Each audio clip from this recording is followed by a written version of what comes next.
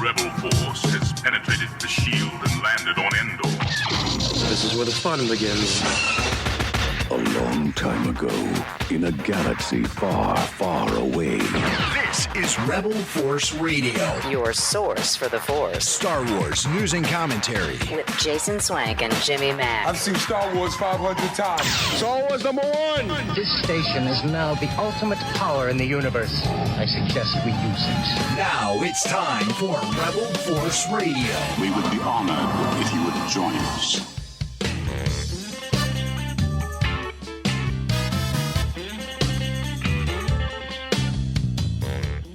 You know, we had such a great time last week with Sean House at 3210 Studios and that incredible tour that we got to go on virtually with Jimmy Mack, the Kerner Optical Building, formerly ILM. That we didn't get to a bunch of things, but this is sort of catch-up week here on Rebel Force Radio. Some things we meant to talk about last week, and you thought we'd forget. We're not going to forget. We're going to talk about them. Things like the ICONS Unearthed documentary, the 6-part documentary series on Vice TV. We had director Brian Volkweis here in the Cantina a couple of weeks ago talking about it, but it's wrapped up, and so we have some thoughts about that, particularly surrounding the Marcia Lucas aspect, that angle, that Marcia George sort of, well, it is a love story. I mean, it is a love story. In fact, they sort of wrap it up by, people saying, hey, they think that George might still be in love with Marcia Lucas. Who knows? But we'll have some audio highlights from that. Plus, Jon Favreau talked to Entertainment Weekly. He's talking about Mando Season 3, so it'll be good to hear some of that news. And Andor, we've got an official clip from the show. I think we could assume maybe it's from the premiere episode. I don't know. We'll take a look at it. So good times in store. Welcome back to Rebel Force Radio. We're so glad you're joining us here this week. And if you love talking about Star Wars, you are in the right place. And I know somebody who loves talking about Star Wars. He likes talking about lots of things, but I know he especially loves talking about Star Wars. And that is, of course, my good friend and yours from Chicago, Jimmy Mack. Hey, Jason. Hey, Star Wars fans. It's a catch-up week. Ketchup is my favorite condiment, so I'm happy I'm here. And I also want to give a lot of credit to Jason Swank. What? This is a very impressive. We've made it this deep into the podcast without him making a self-reference to today being his birthday here on Rebel Force Radio, August 26, 2022. Jason usually starts talking about his birthday in preparation a solid 6 weeks before the actual date. And then we roll into August, Jason's birthday month. And in all things, all priorities target this single day of the month, and it's Jason's birthday. So happy birthday. Thank you very Jason. much. Happy birthday to you. Yeah. All right. Thank you. I may have hit that. I may have hit that moment though, Jim, where it's like I'd rather not even acknowledge it. You hit that time. Oh, you're getting there. Yeah, I'm getting there. And you know what is sticking in my craw a little bit? No one at the day job. Yeah. No one at the day job invited me out to lunch. Oh, well, I think they all forgot. Yeah, half of them are working from home and stuff. I think they're all distracted. I don't know. But anyway, I'm driving out there. You. I'm driving out there for lunch. Yeah, you need somebody to take you out to lunch. We've been asked before by many people, like, well, if Star Wars just stopped all of a sudden, would you guys still do this thing? And I go, hell yes, we would still do this thing. This is like poker night with the guys. This is the opportunity to sit down with your buds and talk about something that you love, whether they're making new or not. We did it for plenty of years when there wasn't much new coming. So, no, we have no signs of slowing down. But it's great when you have these types of things that can, fill the void when all of your coworkers forget that it's your birthday all of a sudden. I know Jimmy Mack will. It's a great day in Star Wars history, of course. On this day in 2008, Coruscant Nights 2, Street of Shadows was released to bookstores everywhere. I remember where I was when that happened. Right. Move over, Star Wars Day. Also on newsstands, Tales of the Jedi Redemption 2 in 1998. Star Wars birthdays from this day, Nazneen Contractor, who did the voice, one of your favorite characters, Jason, from the much-loved Star Wars Resistance. She played Synara San. Remember that iconic character, Synara San? I remember. I think she had purple skin, Synara did. And also, kind of a loose connection is the great voiceover talent Don LaFontaine. Born on this date.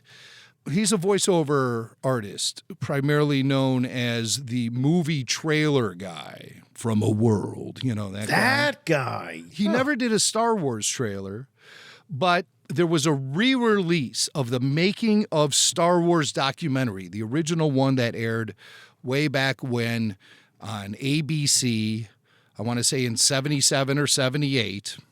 It was the very first VHS tape I ever owned. That special was originally voiced by William Conrad, Yes, right. The actor was the Ironside, I think he was. They re-released it with Don LaFontaine doing the voiceover. I don't think I've ever seen it. Yeah. So he did the voice. They brought him in. I think there was some issues with getting the rights to use William Conrad's voice at that time. So when they started releasing it onto home video, that's when they needed to re-record it, right? Yeah. I'm thinking around the mid-90s, there was a big promotion with Applejack cereal where you would save box tops and send them in, and if you saved enough, you would get a VHS copy of this special. Yep, I remember it well. I never did it. No, because it was also made available when they released the original trilogy for the last time. You remember that? Yes. Yeah.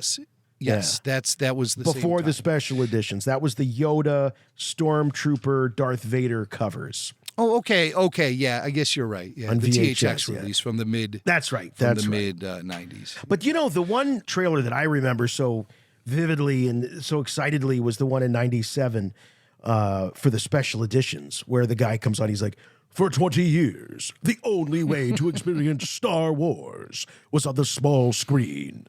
And they showed the little TV set, and they're like, "And now," and then the TIE fighters and the X-Wings fly in. So cool. That was when we didn't have the internet to rely on for, we didn't have it for news. So the only reason I knew that the special edition was coming out was because I walked into a movie theater, saw the standee, the big cardboard standee for the special edition, and then saw that trailer. Blew me away. Yeah. There was internet buzz for the special edition. By 97, I would think that there was buzz. Maybe not so much for the THX release. The THX release now 97 for the special edition. I had no idea. I would have seen that in 96, probably that trailer, and I had no idea. I mean, I'm trying to think. The first time I saw the internet. The first Star Wars website I ever saw was Sir Steve's Guide. Do you remember Sir Steve's Guide? It was an action figure website. And at that time, it was a black background with neon green text. And the very first photo of an action figure that I saw that was coming, that I didn't know was coming, was the Tarkin action figure. And I remember waiting, because it was dial-up days, waiting, 3 or 4 minutes for that picture to render of what that Tarkin action figure was going to look like. So I don't remember any hype on the internet, but I was a little bit later. I was, I didn't have like the Radio Shack computer back in the late 80s and early 90s with the dial-up modem. It really wasn't until like AOL became more mainstream that I was able to get on the internet. Yeah, me too. But our first computer was 94. It was a Gateway 2000. And that was AOL. We were AOL for sure. Did you have I it in didn't the even know house that or you at the could- radio station? In the house. In the house? Yeah. Dial-up. Oh, yeah. And my first access to Star Wars Online was via AOL boards. I didn't even know you could access the internet outside of America Online. It took me the longest time to figure that out. Oh, yeah. You thought that was the internet. Was AOL. Yeah. We were like paying by the minute or something to use this thing. I remember it was like 3 or 4 cents an email at one point when you would send an email. They cost you, per send. Yeah. I didn't know anybody else who had a computer, so I had no one else to send an email to. Yeah, I'm embarrassed to say the very first website I ever saw, very first website, was a David Hasselhoff for President website. So the internet really hasn't changed that much. But, no, it really hasn't. No. It's still been great a for wasting colossal time. waste of time. Yeah, I was going to say it's a waste of time. But the one thing that I do remember, probably my most vivid memory of early-ish internet days when we started really kind of needing higher speed internet connections, was when that Phantom Menace trailer came out. Because I stayed up. Yes. I mean, I was on dial-up in my college apartment. And I remember starting that download and napping on the couch, going to sleep because it was taking that long to download. And then waking up, I think at 3 a.m, and it was still so choppy and it was real little, but it was enough to get me so excited. Oh, yeah. I didn't even mess around with the computer. I don't even think I was aware you could watch a video on the computer at that time. I went to the movie theater. Yeah. Wendy and I almost didn't do this because I was taking a nap. But this was the day the Phantom Menace trailer was dropping, and it was going to be tacked on certain movies. Meet Joe Black was one of them. The Matrix was another one. The Water Boy. Water Boy? Yes, that's right. Yeah. And they were going to show it at the beginning of the film and at the end of the film. So I had plans to do this and told Wendy I wanted to do it, but I took a nap. And she woke me up. She said, "Hey, Star Wars trailer, let's go." I'm like, I'll just wait. Wait a minute. Wendy had to wake you up to drag you to see a Star Wars trailer? I was working morning radio, so I never slept. And so I was just like, I'm so tired. And she's like, "Oh, no, you're going. We're going. Let's go. Star Wars." So she's running out the door. "Yeah, Jedi." And so I was, okay, we're going. So we went and saw the beginning of Waterboy, the end of Joe Black, and then the beginning of Waterboy and the end of Joe Black. And there was a group of people moving from theater to theater to just see the trailer. I mean, that's all we went for. We didn't even go to see these movies. We didn't stay to watch these movies. We just watched the trailer like 4 times. Yeah. And blown away. I mean, one of the greatest trailers of all time. I think in some ways, when you think about the legacy of these films and sort of their moment in pop culture history, and, you have to think about when the original film came out and everyone talks about the Star Destroyer flying overhead, that's sort of that moment. I think with the prequels, it was really, and I don't want to take anything away from the films, I think it was those trailers. I think those trailers are what sort of firmly implanted into pop culture, especially that first one. I mean, imagine ads in the newspaper running that they have the Star Wars Episode 1 trailer attached to this film, that film, and as you just said, showing it at the beginning of the film and showing it at the end of the film, almost making the film itself, that they were showing it around, kind of irrelevant in a way. I don't think we'll never see anything like that again. Oh, never, ever, ever in a billion years. However, I am going to the theaters this weekend to see the Rogue One on IMAX screens because they're showing Andor footage. Lucky you. Lucky you. So no one in Northeast Ohio is doing this. I looked around and we're in a Rogue One IMAX desert here in Northeast Ohio. So I would imagine you and the freaks are getting freaky and going out to see this thing? Yep. Babu Freaks, Billy Mack. We're going to go on Saturday night. And really, I am only going to see the Andor footage. I've seen Rogue One like 500 times. Right. But it'll be nice to see it in IMAX. Right. You see, when the Rogue One release happened, I was going through some physical issues, most notably vision. I couldn't see. I remember. I had cataracts. I had cataracts. I got them by reading Chuck Wendig's book, Star Wars Aftermath. And my eyes just known to shut cause down cataracts. on me. They're like, Everyone knows this. that book should come with a warning. It should come with a warning label on it. May cause cataracts and temporary blindness. Macular degeneration. It was not pretty. And so when I saw Rogue One, I was largely blinded. It was about a month before I had the procedure to fix all that. I was sitting next to you at at the premiere at the Pantages Theater. And I remember by the way you were reacting and in some ways not reacting, like, because you weren't totally, upfront about what was going on.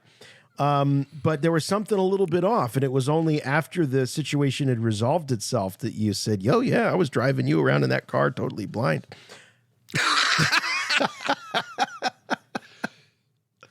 I didn't drive at all during that trip. As a matter of fact, I went out to a Rogue One event at Skywalker Ranch with our buddy Dave Myatt, who wrote that great action figure book. What do they call that? Give him a plug. That book is awesome. Oh God, the definitive vintage collection. Yeah, something. Yeah, Blue Milk is they're on Kickstarter. Check them out if you haven't had a chance to buy this book. It's Rich a lot. Dave Martin Myatt. It is absolutely one of the best action figure archive books of all time, and really focusing on the vintage collection from the modern Hasbro line. Phenomenal book. Yeah. Great stuff. Great stuff. And so I was with him out there for that event, and we met up at Rancho Obi-Wan, and he drove me to Skywalker because there's no way I could drive at nighttime through those windy hills in Marin. Not my state. Yeah. So we had a good old time at that event, though, for Rogue One. Got to drink wine with Gareth Edwards and saw about the first third of the movie before anyone else. And it was just really great. So I'm looking forward, actually, to seeing it in IMAX, last time. For the first time.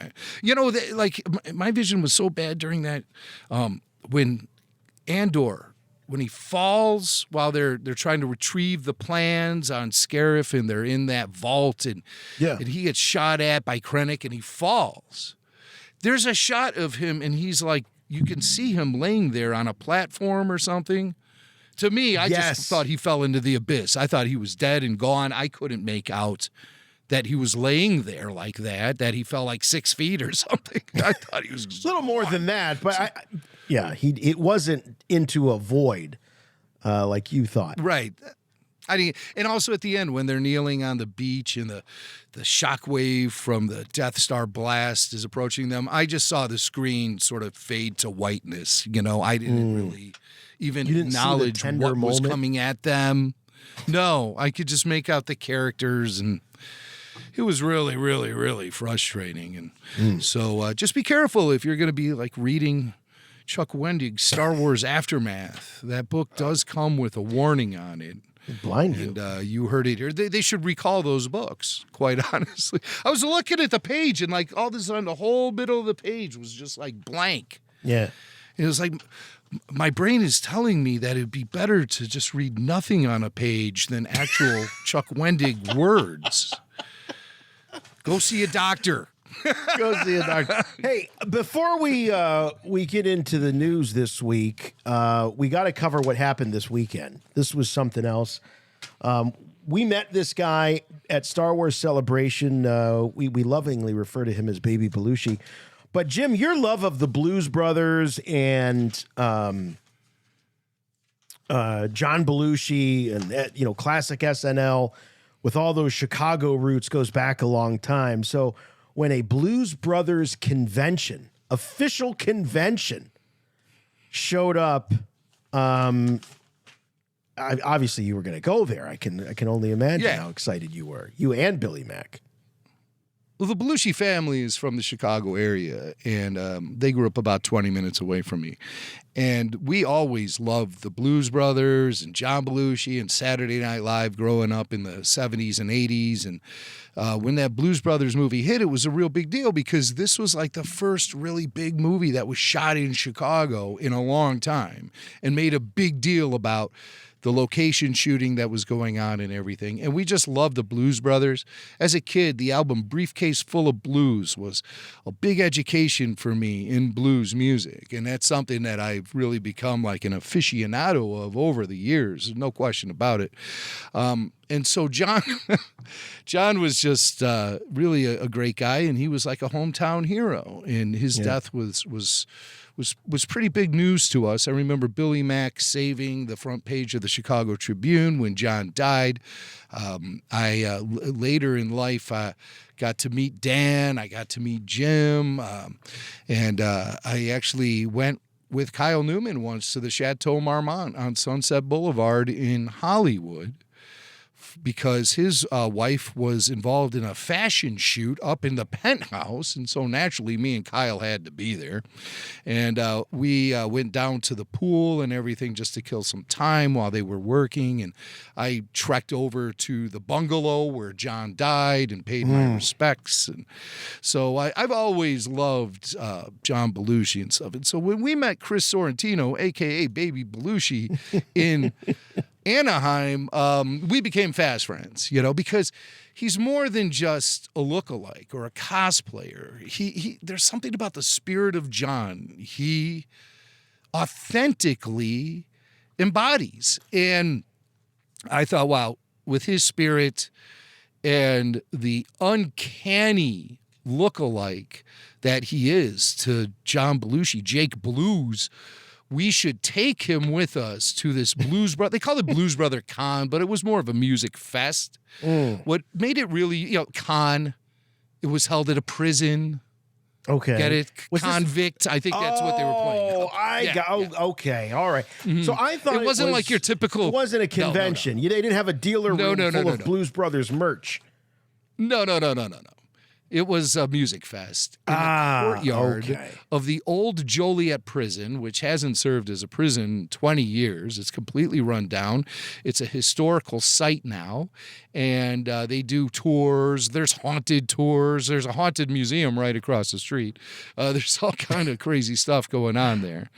But it was the most unique place I've ever seen a concert in, and it was spectacular. We set up our lawn chairs. We hung out there. We watched the bands. There were other great Chicago blues acts up there, like Toronzo Cannon was up there, Curtis Saldago, and then, of course, Dan Aykroyd, Jim Belushi, filling in for John, as Brother Z, and the Blues Brothers. And they even had some original Blues Brothers there, like Thomas Bones Malone on trumpet and Steve the Colonel Cropper on guitar.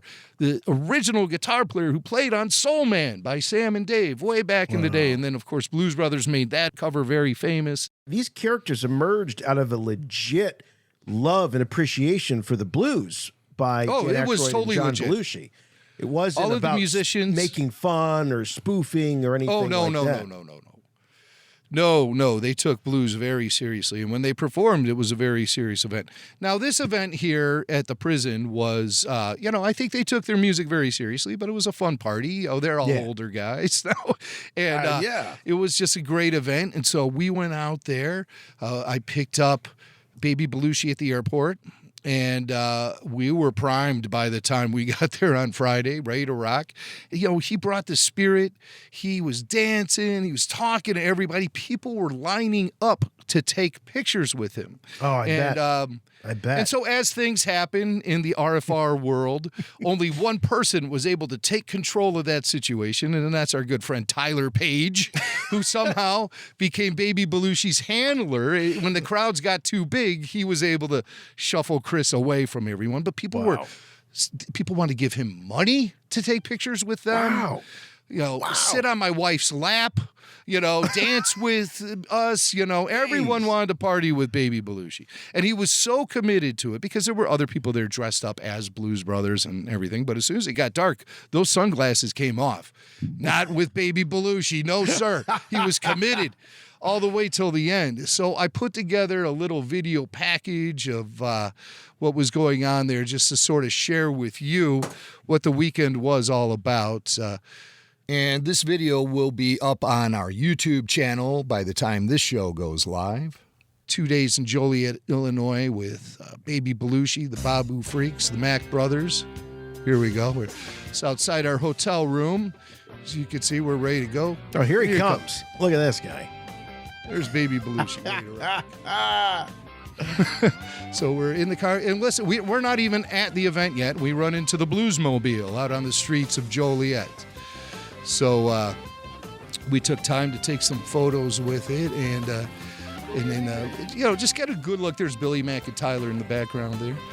But watch when Chris walks into the frame. This looks like something right out of the Blues Brothers movie. Look at him. Does he just it ever. really has the essence of John. Yeah, everyone was freaking out. Everyone wanted to take pictures with him and talk to him. I mean, he was, they wanted his autograph. They just, wow.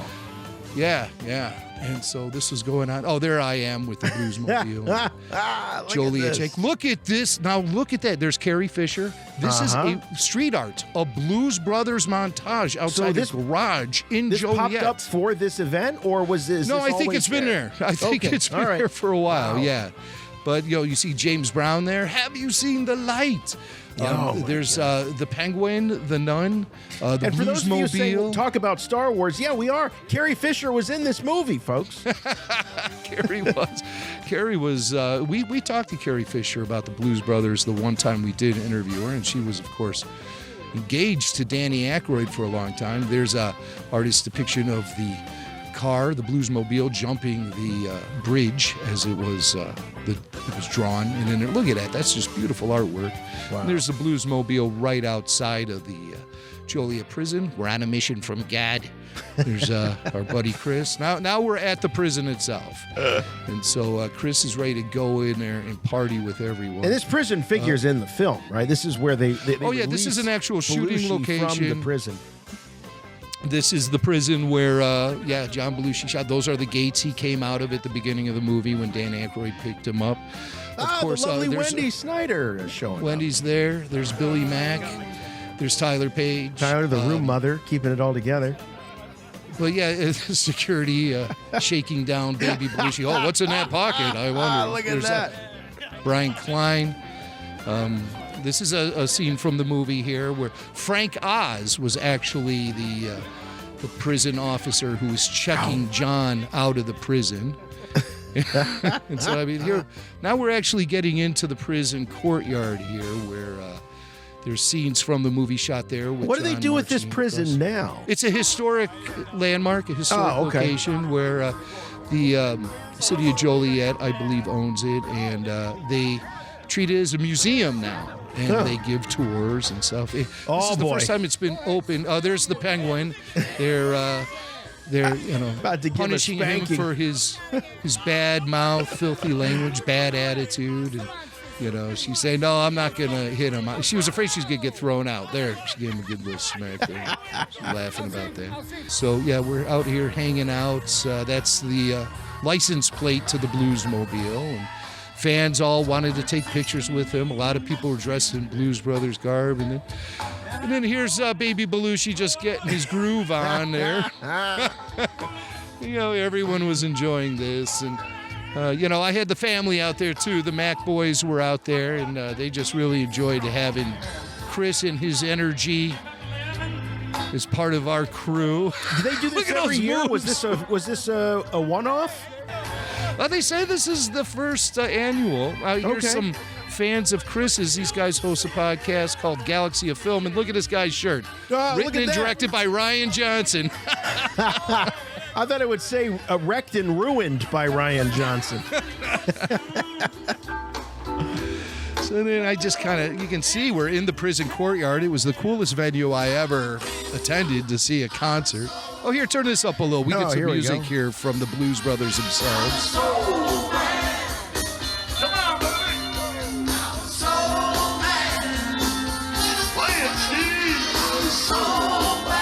Steve Cropper. Steve the Colonel Cropper.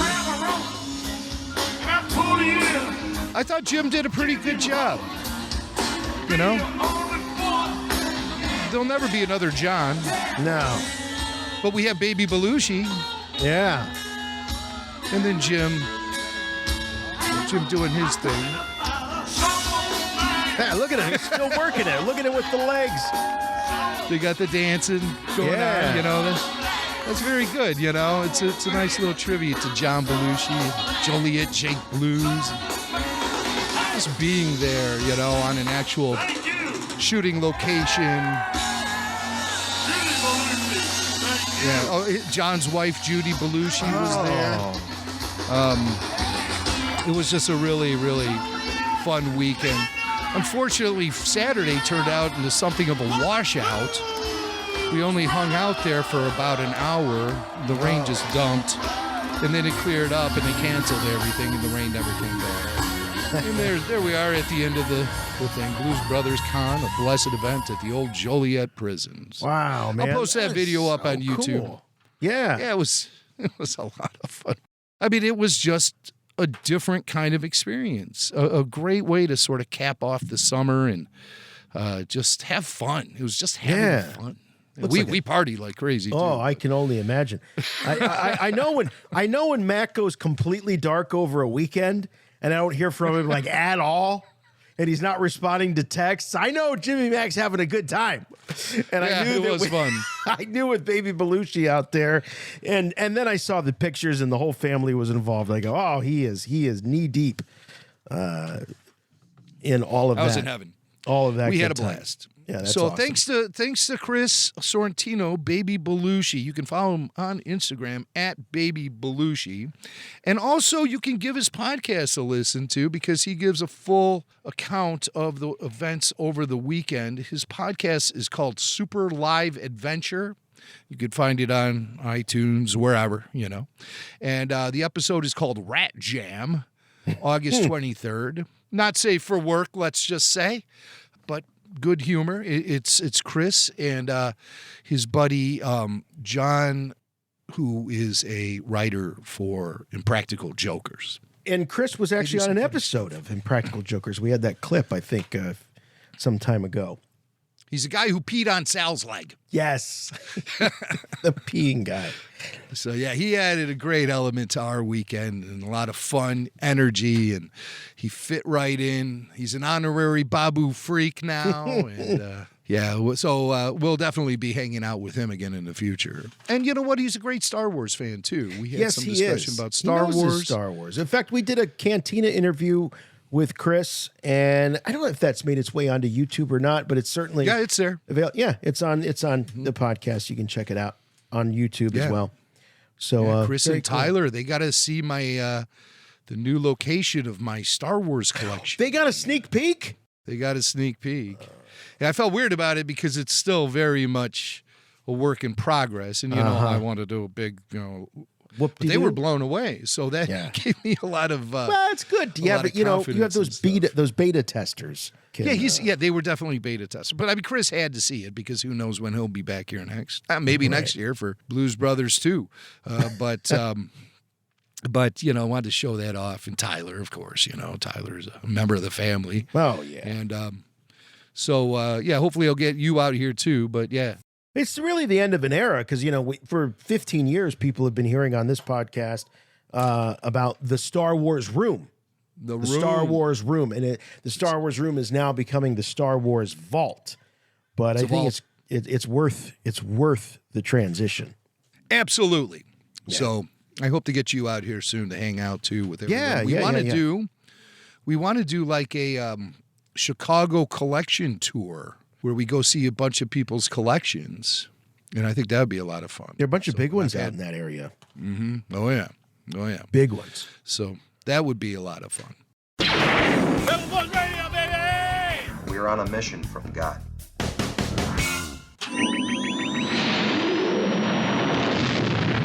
I have good news for you, my lord. That's good news. Come closer, I have good news. All right. We got good news. It's always good news when we get official releases of trailers and clips and all that stuff. And we do have a brand new clip to look at from Andor. The series premieres on September 21st on Disney+. Actually, the first 3 episodes are going to drop on September 21st. Of course, you can count on Rebel Force Radio having an Andor after show to go along with that big drop. But let's take a look. We've got the clip. I've got it loaded up here. Let's see what they reveal from... I've not seen this. Oh, Mac hasn't seen this yet. Okay, no, all right. This no, is fresh. I only know about it because you told me about it. All right, remember, I was off the grid for a while. So. Oh, yeah. Blue Sky. Yeah. Here we go. All right. Here's Andor. So which is it? I know big stats are game. I know you bribe quartermasters to leave valuables on the ships before they come in for scrap, but this isn't that. This isn't something to let pass. Facing off with Diego Luna here. I went in and got this myself. How? How's that possible? It was sealed on the Imperial Naval Base in Steergard. Look, you got the money, I got the box. What else is there to talk about? I'll give you another 1,000 credits to tell me how you got it. Another 1,000. Done. He's got deep pockets.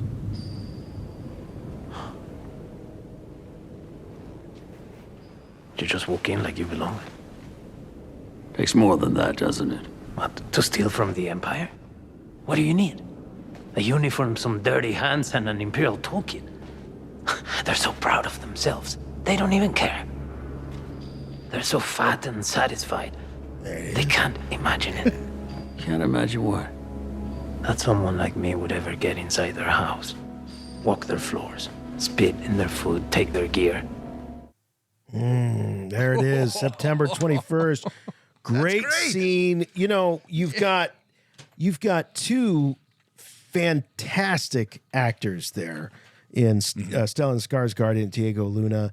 And, you know, I remember, Jim, when we saw that episode of The Mandalorian, it just we couldn't stop talking about with Bill Burr, and he was facing off, and I forget the actor's name, but just somebody who's playing an Imperial officer.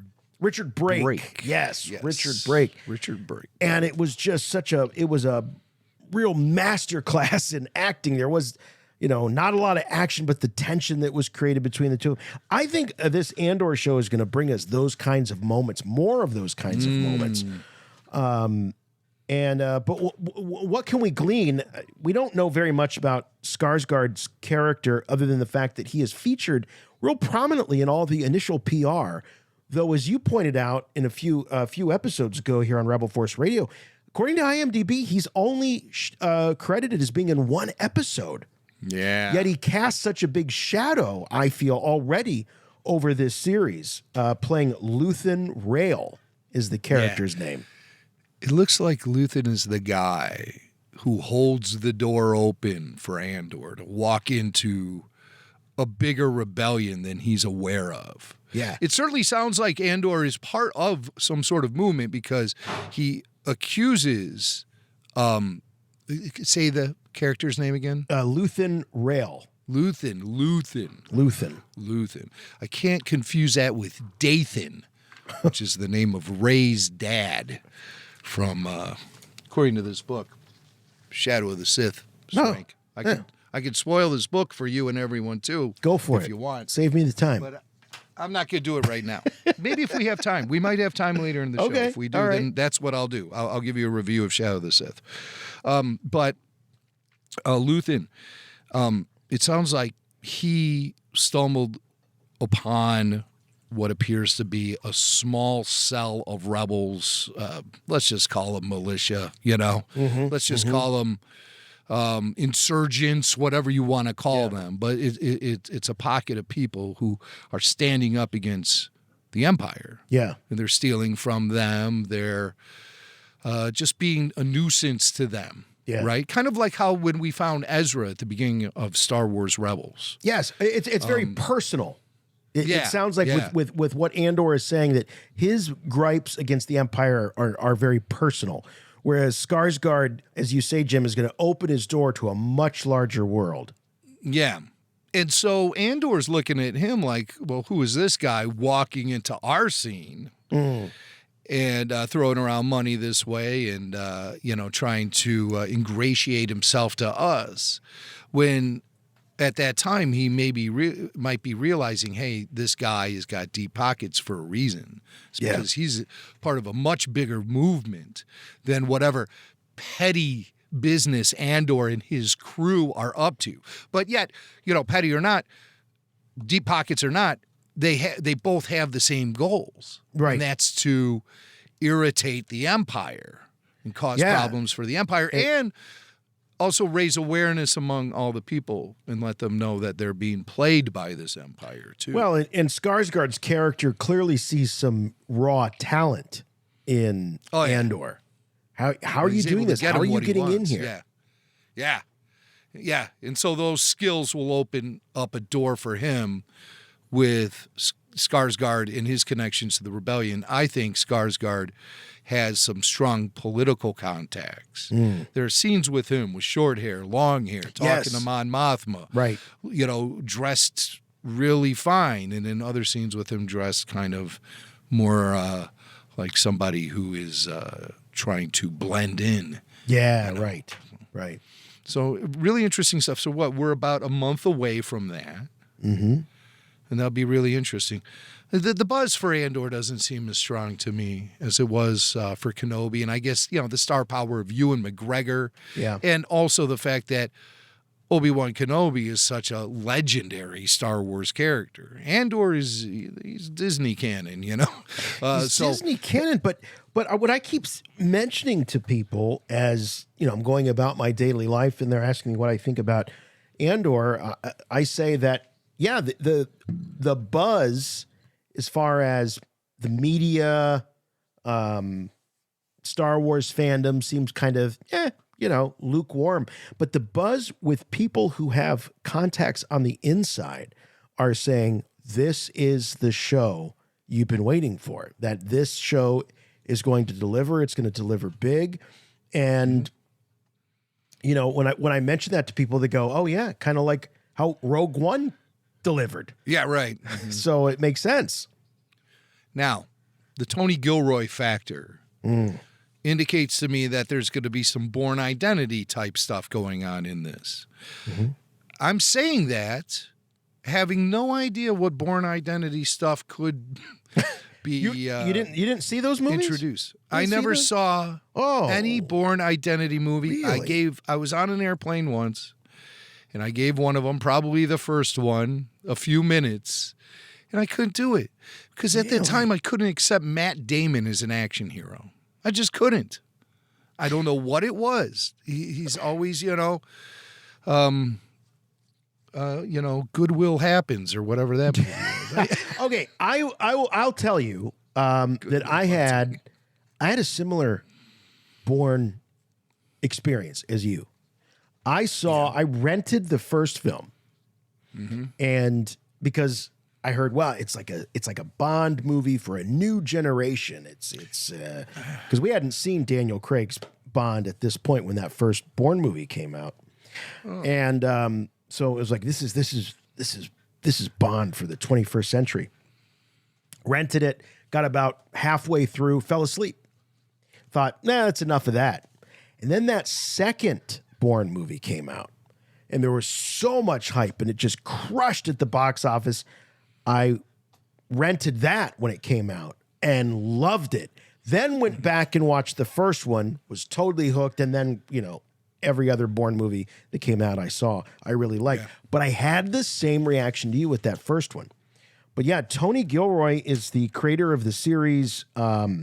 Is according to IMDb, he's written 5 of the 12 episodes. And is obviously he's the showrunner of the series. But the thing that's interesting about Tony Gilroy, Jim, we covered this a lot as we were looking at the release of Rogue One, is that he's not a dyed in the wool Star Wars fan. He's very upfront about that. but he knows how to tell stories and appreciates Star Wars and its ability to spin a yarn, I guess. And he was able to apply his method of storytelling to Star Wars. And he's one of those guys I sort of liken him to Nicholas Meyer with the Star Trek franchise. Nicholas Meyer, who came in with Star Trek II, The Wrath of Khan, after kind of a dud of a Star Trek The Motion Picture release, and just was not a Star Trek nerd, was not a Star Trek superfan, but knew how to tell great stories and revolutionized the franchise. And I think Tony Gilroy, I wouldn't say revolutionized it, but he certainly showed us what's possible with these tie-in films that are telling new stories within a defined framework of these classic stories. I think he may push things into a grittier direction, maybe make it a little more real, you know? I mean, I don't know about you, but I couldn't really relate to Boba Fett very much in that series. I found him to be a very non-relatable character. But I don't go into all these movies to see myself in the protagonist anyway. Right. I like, stories based on character and everything like that. But there was, something unreal about Boba Fett. He was more of a cartoony character. Yeah, comic booky. Almost. Yeah, so I'm looking at Andor thinking more gritty realism. Yeah. But with the Star Wars galaxy as the backdrop. Yes. And also giving further definition to the evilness of the Empire. Mm-hmm. We know the Empire are bad dudes by the time we're seeing A New Hope. We know Darth Vader is a bad dude. But, we don't know what they were up to leading up to A New Hope necessarily. I'm talking as, film goers going to the movie theaters in 1977. We don't have that backdrop for the Empire. We just know they're bad guys. Darth Vader's a bad guy, and then they blow up Alderaan. So it makes them totally irredeemable at that point. That really seals the deal. But how'd they get to that point? And that's as the original trilogy unfolds, we understand that there's a deeper, darker evilness fueling the whole machine via the Emperor and the Sith Lord sort of philosophy. Well, that's what makes Rogue One, and I think by extension Andor, so compelling, because the Star Wars saga is happening, with Jedi and Sith at this high level. Mm-hmm. And yet, what Andor does and what Rogue One did was it sort of said, well, how is that affecting sort of the more, the average citizen of the galaxy far, far away?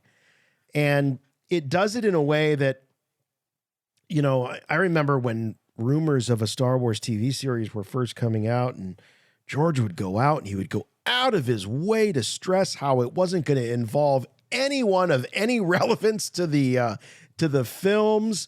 And I used to just bristle at that and think, oh God, how's that going to be interesting? That's not Star Wars.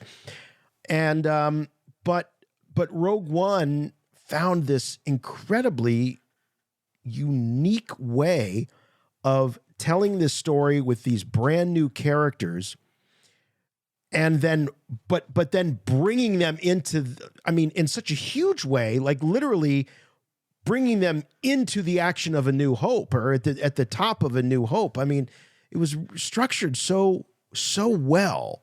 Mm-hmm. And I'm just guessing that Andor is going to do the same, I think, for these Disney Plus series. More of a character study, though, I think. Yeah. But big picture stuff, too. Seeing how Imperial oppression hurts the little guy. Mm-hmm. Seeing how their fascism sort of overtakes the galaxy. But people don't know it. We get glimpses of this in The Bad Batch. We get a taste of it in Star Wars Rebels. Mm-hmm. But again, those are animated series. This is live action where we can have real humans talking about real human problems, real issues, Yeah. And despite, again, like I said, the backdrop being the very fantastical Star Wars universe. And we know all of the potential that universe has. But I think we're going to be dealing with people and their just like base emotions, dealing with having the wool pulled over their eyes by an empire that claims to be fixing the problems when really they're creating all kind of problems. Yeah, I also think that, it's going to be, obviously it's going to be high on espionage. But when I look at the Mon Mothma sequences that we've seen in the trailers and things, I see some glamour, some glitz. I think it's going to also scratch the itch for those that are kind of interested in some of those political dramas. I just think it's going to be more episodic television than big galaxy far, far away type things. I think that it's going to be more relatable, like you say, more human. I don't want to say more real world, but yeah, I see it as something that's going to captivate people that love drama TV. We have the drama. Yeah. Well, I mean, you can see that in the brief scene we watched. And by the way, so nice to be able to actually see a scene from this series. That's our first look at Andor, really. That's the first scene we've seen. It's chopped together as trailers and stuff. You don't know what you're looking at. A guy ringing a bell up in a tower. Yeah, right. Funky looking elevators on the side of a building, But an actual scene really helps establish the tone and rhythm of this show. And for them to pick a scene like that, which is very human interaction moment, as opposed one-on-one to explosions and stormtroopers and walkers and TIE fighters and stuff. This is just two guys in a room talking. And there's nothing in the room that indicates Star Wars to me, No. It's just very plain and bland, but we know where it fits into the big picture. And so conversations like that they have kind of excite us because we know what's going on. Again, I think, the first episode, Andor is Ezra, and he's just doing petty things, and he's, being a nuisance, a pest for the Empire, but too quick for them and outsmarting them. And that's what's going to catch his attention of the big organized rebellion. The scenes I've seen with Mon Mothma so far, that's the stuff I feel most interested in, quite honestly. More than Andor himself. Call the show Mon. Call the show. They should call the show Yaman. And it'll just be about Mon Mothma. Yaman, a Star Wars story. Just about, and I hope they've dropped that Star Wars story too. I never liked that. They did for Rogue One, a Star Wars story. Solo, a Star Wars story. They're calling this Star Wars Andor. I like that. Yeah, I like that. That's what I'm going to call it. I'm going to call it Star Wars Andor. No, I'm just going to call it Andor. That's too much. But I like that they've gotten away from Star Wars story. We also saw, when I think about Mon Mothma, we get the Senate Rotunda from the prequels, and that's going to be an environment in the Andor series. Now, I say Senate Rotunda. Jason, you go, yeah. But I remember when episode 1 came out, people were really kind of frosty about those Senate Rotunda scenes and all the political babble that was going on. But I don't, you know what? I don't, look, when I think about the Senate Rotunda in those films, I don't immediately flash to, I call for a vote of no confidence in Chancellor Valorim's leadership. Yeah. I think about those pods being flung with force powers and Yoda facing off against Palpatine. And that's what I think. So I see, like what we're looking at here on the screen. It's like, oh yeah, just that's where it went down. That's where it hit the fan right there. But I know what you mean, Jim. I mean, look, we were all sort of as fans, we were taken aback by how sort of grown up or mature some of the settings and the themes were of episode 1. But I don't know. I think I'm ready for it now. I'm okay with it, and it's It's had 22 years to establish itself. 22 years to establish itself with us as Star Wars fans, and of course we've seen acceptance of the prequels grow and grow and grow so much now, where people really have a fondness for those stories. And, as we've seen with the return of Hayden Christensen into the fold as Anakin Skywalker, and people just ate it up. So I think, that's kind of changed as well. So I get excited when I see that Senator Rotunda, and I got my fingers crossed we'll see that pod of ETs again. That's what I want to see. Or maybe like a pod will float by. And like Wally. I'd like to see. I'd like to see some Morks from Ork showing up there in one of those pods. Can we get some a little tribute to the late great Robin Williams? Yeah. Nanu. Yeah, I've been thinking about Robin because I saw that picture of him hanging up in the Kerner building and said thanks for the laughs and stuff. And that was Robin's last time there at ILM. And I do want to point out to people who don't know this, but we posted the video tour of the ILM Kerner building and our interview with Sean House. It's been posted, the video has been posted up to our YouTube channel. So be sure to check that out so you can see what we were talking about on last week's show. And then when not far actually from the Kerner facility, when you're on the 101 and you're up there, you just cross the bridge and stuff, you get to the Golden Gate Bridge, you go through another tunnel, and it's Robin Williams Tunnel. So they named a tunnel for him up there, because he lived up there, he lived in Marin. So the people up there, pay tribute to him with a tunnel. So that's nice. Yeah.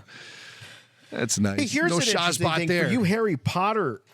Shazbot. I just had to say Shazbot. For you Harry Potter fans, if you remember Mrs. Dursley, the actress that played Mrs. Dursley in those Harry Potter movies, Harry's wicked old aunt, she's playing Marva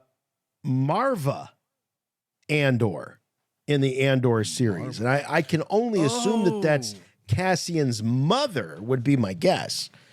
But I thought that was kind of interesting. What's her name? What's the character's name? Marva. Maarva. Malva? Marva? Dolores! No, Marva. Maarva. Marva Andor. Got it. Marva. Yeah.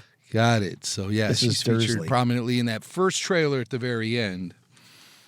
And it looks like she is telling sort of like a cautionary tale or something about, what the potential of the Empire could be all about. Yeah, we saw that. We're like, who's this old lady? Well, it turns out it's likely Andor's mother. Mama Andor. Mama Andor. Yeah, she says something about a reckoning. What is that? What's that sound? It's the sound of a reckoning or something like that. Yeah. Should be interesting stuff. I like the rise of the Empire stuff and like sort of how it takes the former Republic citizens by surprise. And we got little glimpses of that in The Bad Batch season 1. But again, I really hope this is going to be fully expanded upon in a much more, profound way with Andor. So yeah, it's going to be great. Great to see how that all unfolds. I hope we like it.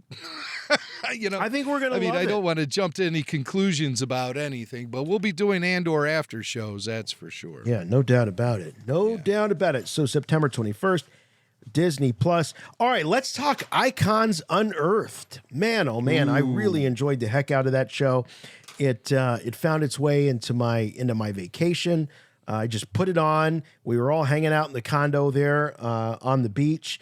And it just captivated people, even some that weren't even big Star Wars fans, because there's just so much, especially in those last couple of episodes, Jim, where Marcia really just lays it out, and we see the finality of their relationship, Marcia and George, and I think those of us who have followed the making of these films over the years, there was always this specter of a Marcia Lucas, but it wasn't until this documentary series and moments where these former ILMers and Lucasfilm staffers had the opportunity to really publicly comment on the record of what Marcia's contribution was, not to the films necessarily themselves, though that's a big part of it, but the culture of Lucasfilm, the what she meant to George, the how they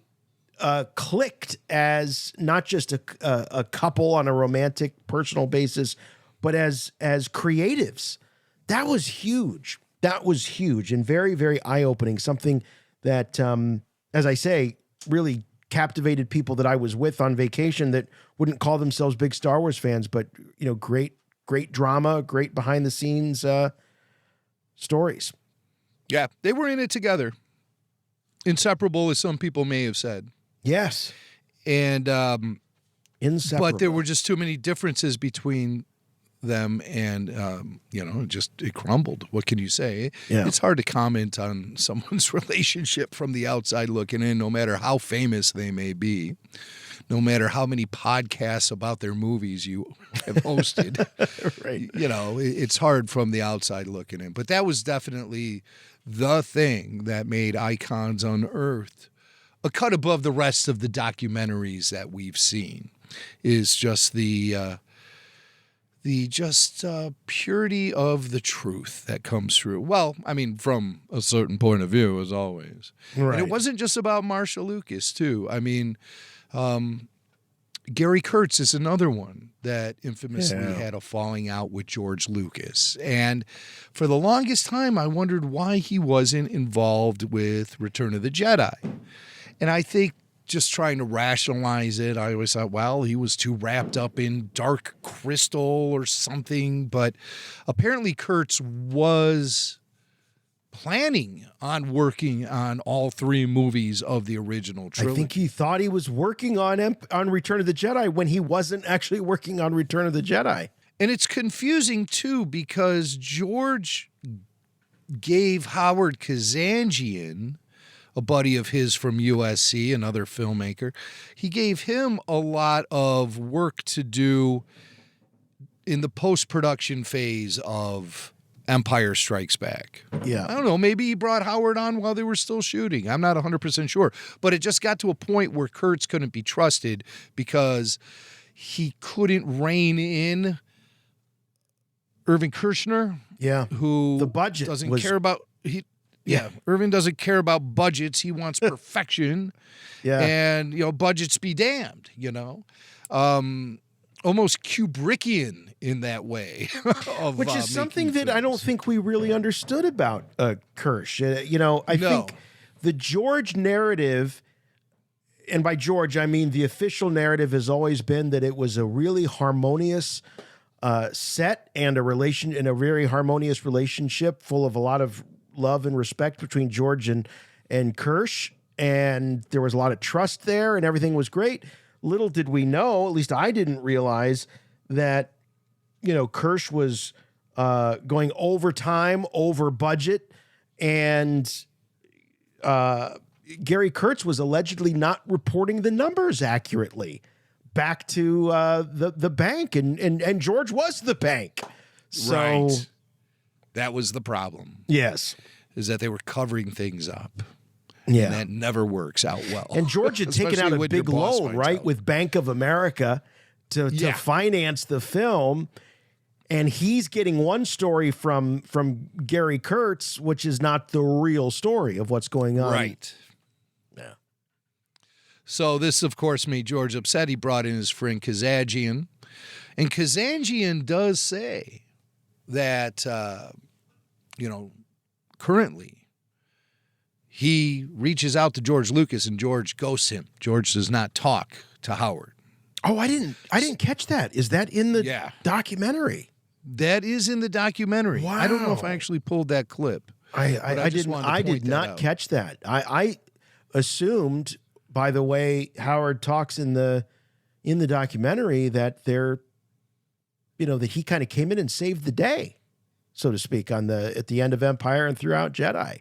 And that I just assumed that he and George were in still good standing.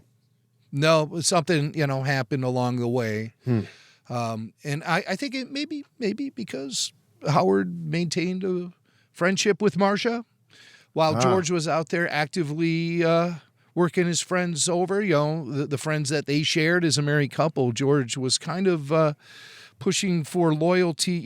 He wanted his friends to be Team George and not be Team Marcia.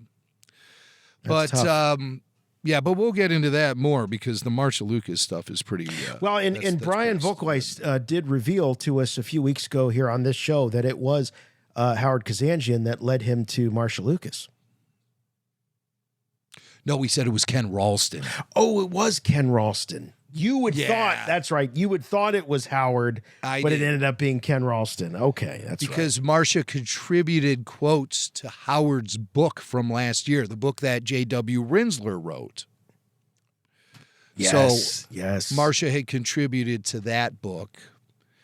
And I don't know if that's the reason, but that just indicates to me that there's some sort of ongoing friendship with Marcia Lucas, and we've heard countless numbers of times that George was trying to maintain his friends away from her. And according to Sean House last week, Marcia is still beloved by many of those ILMers from back in the day, and she's made a couple of appearances at some of their alumni reunion events.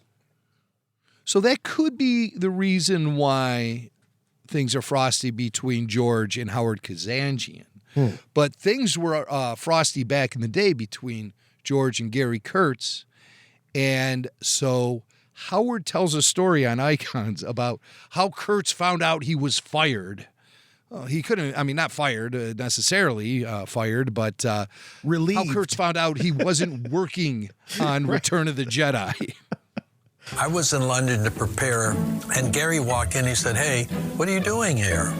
And I told him that I was doing work with the crew for the next Star Wars picture. And he turned white because he hadn't been told. He says, "No, George never told me." Now, it was very difficult for me to tell Gary he's not on the next picture. That wasn't my job. I thought George had told him. You know, when this moment happens in the documentary, Jim, I start to realize that George doesn't like to be the guy to bring bad news to anyone. George doesn't wants want to be keep involved. His hands clean. Yes. Lots of guys like this. Yeah. Lots of guys like this who are rich and famous, they do this. They have other people handle big business that they should be handling. Yeah. And I've seen stuff like this in the entertainment world. These big shot personalities, famous, rich and famous people, they want to avoid conflict. That's a big thing for them. Yes. They don't want blood on their hands, as you said, and they want somebody else to do the dirty work. That happens. Corporate America, come on. George the way knows, people move up the ladder is by firing people for others. Yes, George knows that he's got two producers doing the same job, showing up at the same time, and he's thinking to himself, they'll figure it out. Howard will let him know. They'll figure it out. Exactly. They'll figure it out. And he's just, whatever he's doing, whatever he's doing. Hey, what are you doing here? I'm working on the next Star Wars. What are you doing here? I'm working on the next Star Wars. What? Oh, man. Howard comes across as a pretty level-headed dude in this, a sort of a voice of reason.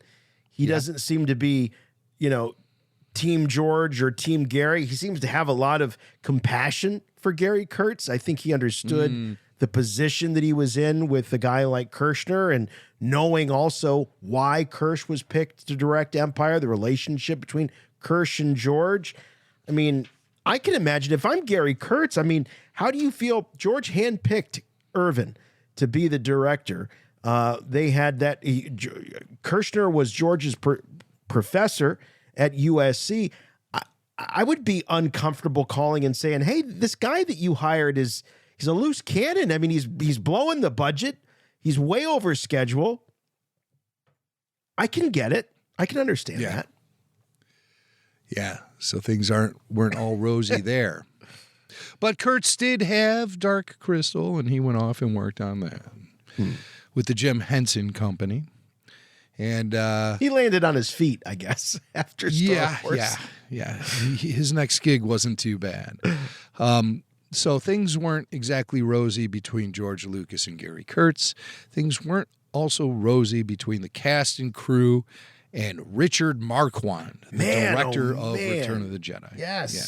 Boy, this was, we got a glimpse of this from David Prowse. We talked to him several years ago. I think we've got that clip coming up. But Anthony Daniels' take on Richard Marquand. Jim, all those rumors over the years of that, George really ghost directed Return of the Jedi and Marquand.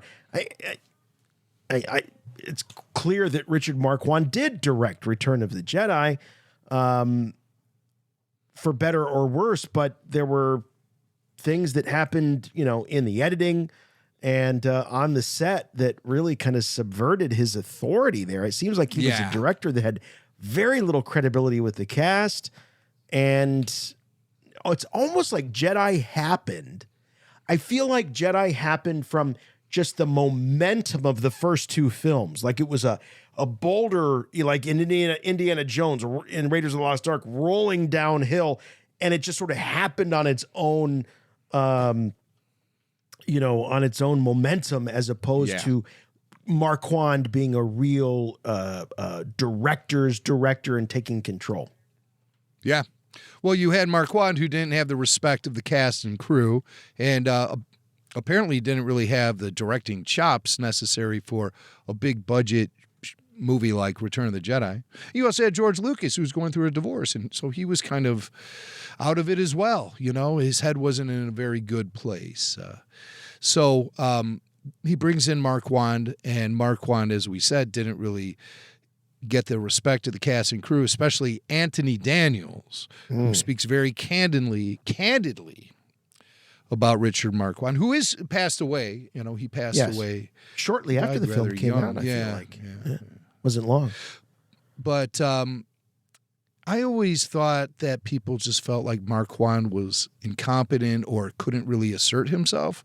But according to Anthony Daniels, he was kind of a jerk. Right, he did too much assertion of himself. Yeah. He had no idea what to do, and you saw this on a daily basis. And so, with nobody in charge, or 1.5 people in charge, there was a lack of focus. There was no sense of the right person being in the right job. It's like this man is a complete fake. And the more his fakerism, new word, came to the fore, the more pathetically bullying he became. He tried to pick on people. He tried to pick on me. I didn't like that. He was dealing with a director who couldn't direct, frankly, or shouldn't direct. So it's really revealing. When you watch Jedi, or when you watched Jedi, Jim, because you saw it through the eyes of, I saw it through the eyes of a 6-year-old who, it was my introduction to Star Wars. You saw it as the culmination of this 3-part story. Do you remember thinking that did it feel haphazard? Did it feel leaderless? Did it feel wandering or meandering, as Anthony Daniels sort of, claims that it was what it felt like on the set? It felt like the end, It really felt like that was the end of Star Wars. It felt like they may have milked the same cow maybe one too many times. You have the Death Star. You have the non-exotic teddy bears. And it just, I'll be honest with you. Part of me wanted to see Darth Vader survive. I'll be honest with you. But that's storytelling. Yeah, right. I'm just trying to think back to some of the things that race through my mind. A lot of people criticize the Jabba sales barge as being too Muppety. Yes. Way too Muppety. And I thought Jabba and everything, I thought that was cool. But I didn't think it was like better than the Mos Eisley Cantina, which was a huge reason Star Wars was so popular when it debuted in 1977. The thing that people walked out of that film talking about was the creature cantina, man. That blew minds. Nobody ever seen anything like that before. Yeah. Bunch of monsters hanging out in a Wild West bar. You know, it was just unheard of. It's easy to look back at that sequence and take it for granted now, but that was a big pop culture moment in 1977 when people saw that happen. So Jabba's Hill Barge kind of felt like just trying to do it again, but with more Muppety characters. Yeah. And Star Wars had already committed to the Muppetness in Empire Strikes Back with Yoda. So it felt like it was Yoda times 1,000. Yeah, really doubling down on that Henson Creature Shop look. Yeah. That aesthetic. Now, in no way, shape, or form do I want people listening to what I'm saying and think that these are my personal critiques of Return of the Jedi or that I actually believe in a lot of this stuff, but I was there in 1983. I know what people were thinking about that film, and I do see it from that perspective. Sometimes I can understand where they're coming from. Now, I'm just a big kid, so I'm able to push that aside and let my imagination run wild with Star Wars, and that's why I love it so much. But these are legit critiques that were going around in 1983. Now, whether or not Richard Marquand could be, you could point the finger at him and say he's responsible for any of that, but it just felt like something was, a piece of the machine might have been missing a little bit. I don't know. Well, There was I got such a the change impression in filmmaking. I always happening got at the that impression, Jim, over the years that George was on top of Marquand, was looking over his shoulder the whole time.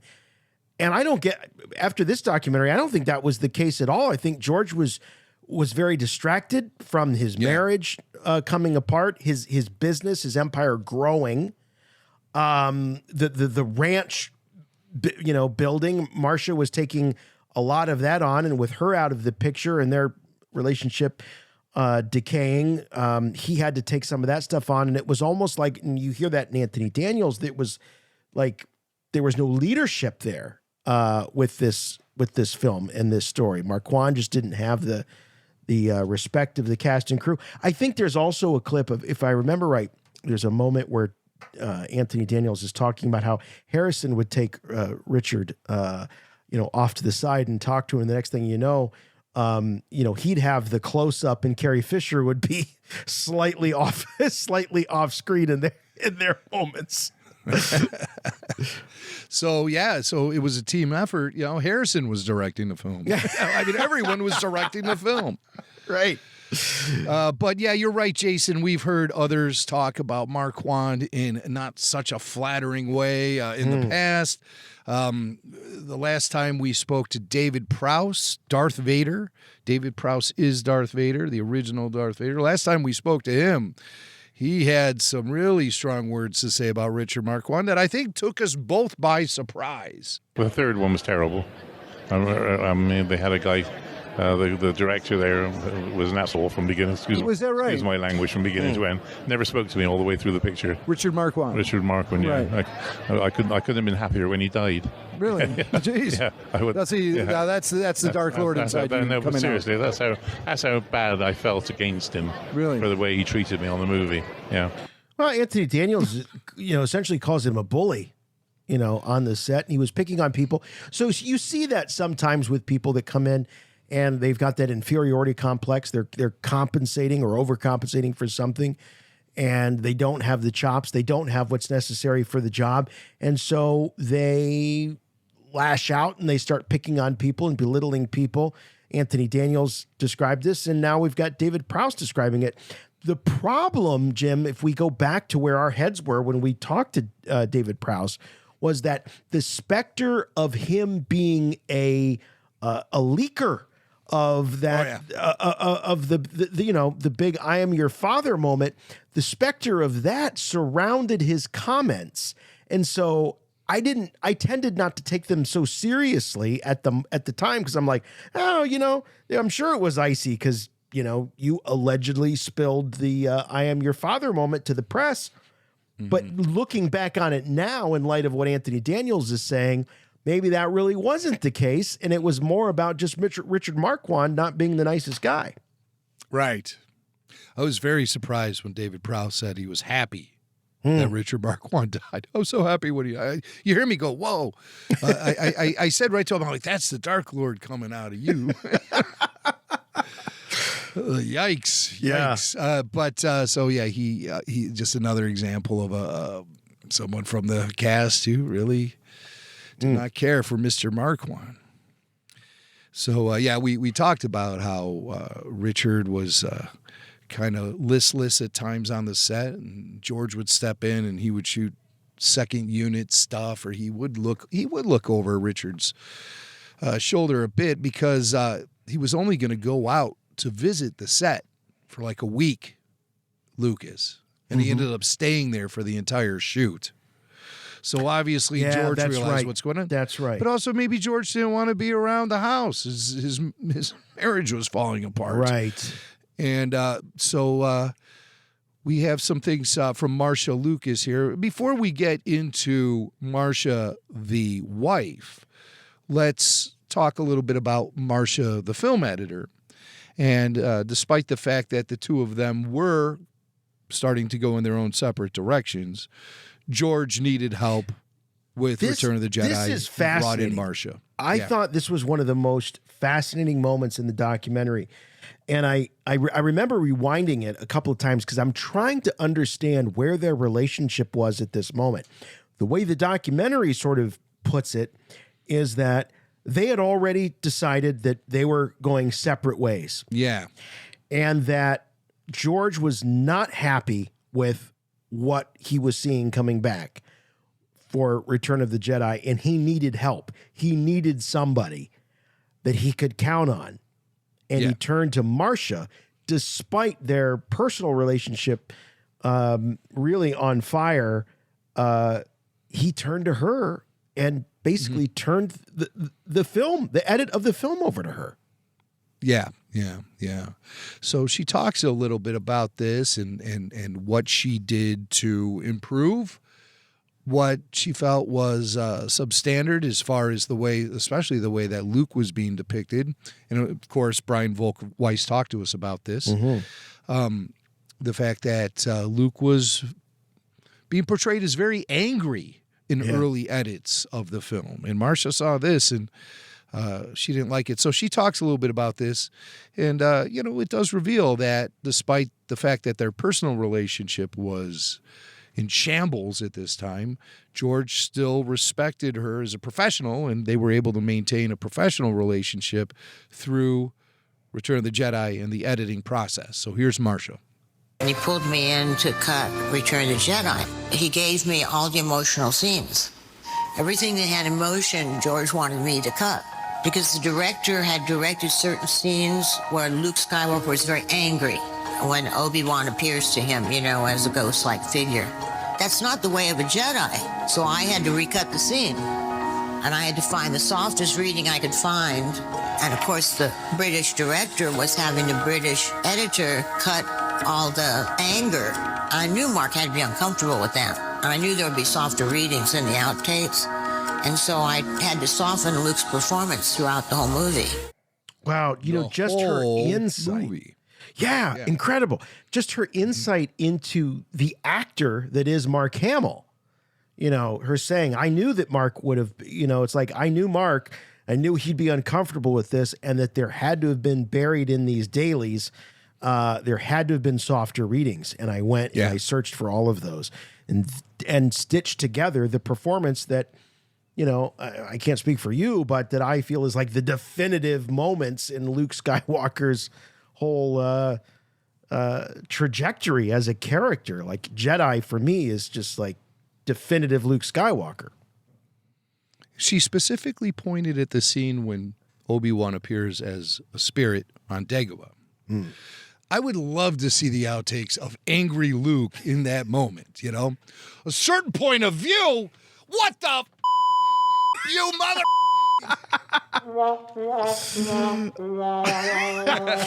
You told me Vader betrayed and murdered my father! You piece of you old son of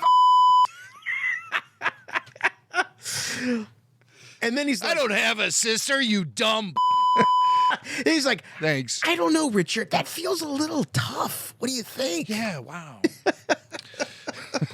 He's like, oh, don't worry, chum. In another 30 years, you'll be on the other side of this whole Luke Skywalker business. Yeah, you think it looks bad with me making you angry? Just wait till you see what Ryan Johnson does to you. Maybe Ryan Johnson was Richard Marquand's curse on Star Wars, his dying breath. Oh, my God.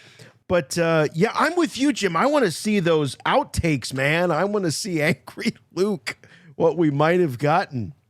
Angry Luke. All right, well, let's get into the grisly details of the divorce. And Marcia talks about it. I was burned out. I was fried. My brain was fried. I was fried. I was probably sleep deprived. I mean, I really gave up my career to be a mother. I wanted time out. You know, I needed to find myself again. George said, there'll be no time out. If you want a time out, I want a divorce. He brought it up. He said, I want the divorce. It was definitely the end of an era. All right, there's a few things I want to point at. It's not really clear what burnt her out. Was it Star Wars or was it becoming a mother when they adopted their first child? Amanda. Yeah. Now, something tells me it was becoming a mother burnt her out. And we see how this happens with young mothers. I mean, that's one of the toughest jobs in the world is bringing up a baby. You don't sleep. You're constantly being pulled in different directions all the time. Some tells me that's what Marcia is. I mean, listen to the clip. She doesn't say anything about making Star Wars was burning her out. She's saying being a mother burned her out. Yeah, no, I think you're absolutely right to point out exactly what she says in the clip. I think within the context of the documentary, what I was thinking was burning her out was building that company, was building that ranch. Yeah, that was that a lot of that fell onto her. Why George was off making Star Wars, you know. The ranch, and balancing all of that. Like Marcia's fingerprints are all over that place.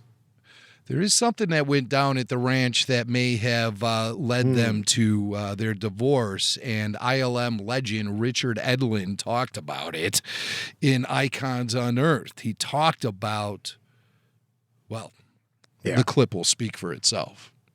About 2/3 to 3/4 of the way through Empire, she met this guy who was the head of the stained glass shop that was working on the ranch, Tom Rodriguez.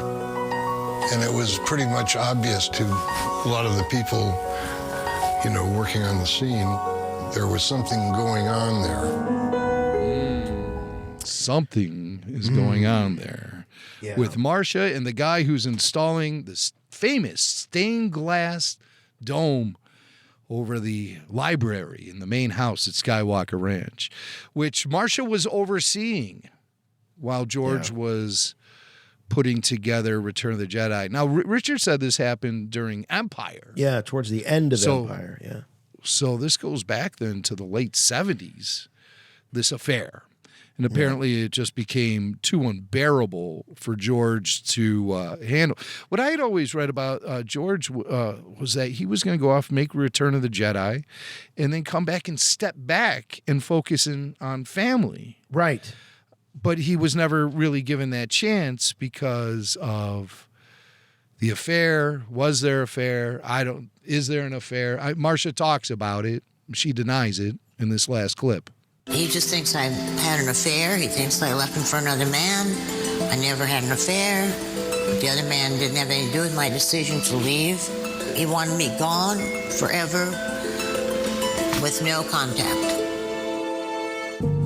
Unfortunately, when you get married, you always believe you're going to be the old people sitting on the park bench. You're going to be walking through the park holding hands, you know, in your 80s. Well, we didn't get there. But the 20 years we spent together were wonderful years. Look what we made. And I would just be sad to think that I wouldn't. I mean, I probably never will. He could very well die tomorrow. I mean, I don't know. I don't know if I'll ever see him or speak to him again in this lifetime. but I would just be sad. You know, imagine, I mean, it's enough when you've had children or adopted children together, but it's another thing when you've created arguably one of the biggest moments in, film history as far as pop culture is concerned. To have that legacy together and then to be separated and in such a final way where, George doesn't want to have anything to do with her. She goes on to say that, there she is at the wedding of her daughter, Amanda, and she's there as the mother of the bride. George is there as the father of the bride. He doesn't speak to her at all. Mm-hmm. And, there, but for the grace of God go I, but I got to tell you, I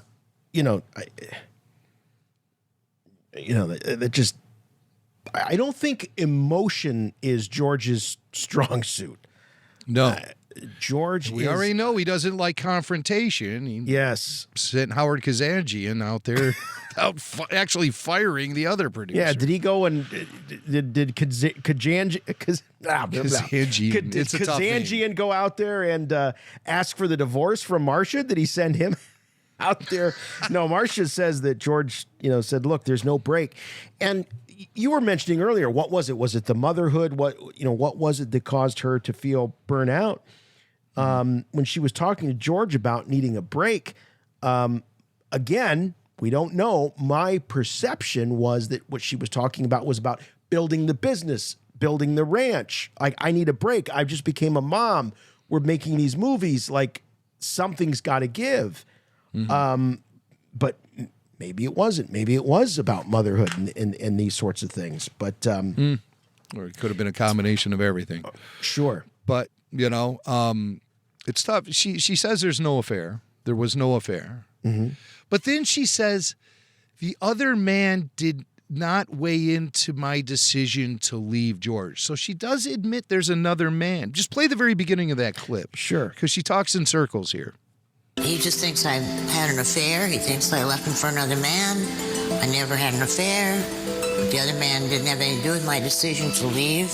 He wanted me gone. The other man so she does didn't admit have there's another man. To do with my decision to leave. The other man. She does acknowledge another man. Yeah. Yes. So I think she kind of talks herself into a corner there. A little bit. But is it earlier in the series, doesn't she kind of joke and refer to George as like a cold fish? Isn't that kind of like the nickname she has for him or something? She was very outgoing. She was very much an entertainer, wanted to have people over. She was a socialite, compared to George, who just didn't talk.